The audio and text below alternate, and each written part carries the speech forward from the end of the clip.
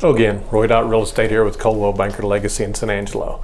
My last video I talked about some of the different styles from different eras and stuff like that. I want to just add on a little bit of something about one particular style and some of the positives and negatives of it.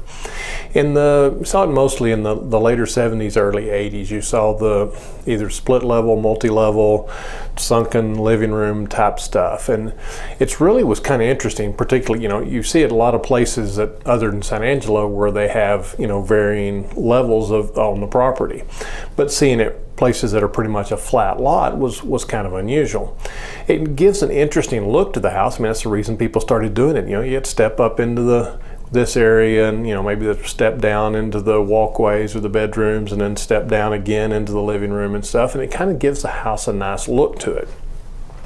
And it really it has some positives. The downside of it is, as particularly, it's always a trip hazard. If you've got multiple levels, and usually they were small step ups, 3 or 4 inches or something like that, and it makes it just a trip hazard as you're going through life, and particularly as someone gets older in those type of homes, it's a risk. And so in today's age, there's kind of a negative to those houses because of the trip hazard and just the inconvenience of it. I mean, you think, whatever, you're trying to move furniture in, you got your friends over there moving furniture, and you got to step out. Oh, don't watch, don't miss that step, don't fall.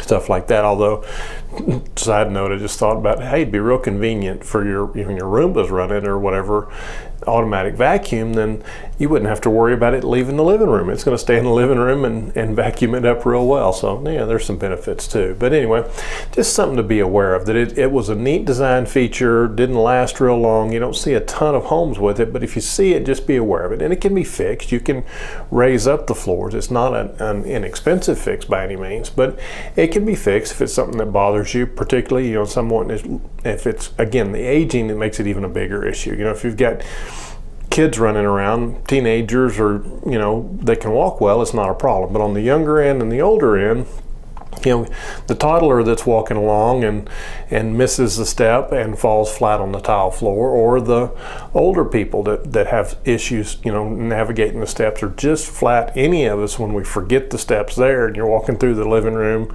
middle of the night, whatever, and you forget the steps there, it can be a eye-opening experience, so to speak. So just a little tidbit thought I wanted to throw in there about those multi-level houses, and something to be aware of. Again, if it fits your lifestyle, you find the house that you love and it has that doesn't mean you shouldn't buy it. It's just something to be aware of, that there's some negatives to it. So any questions, give me a call, 325-268-0775, Roy.RealEstate. Thanks.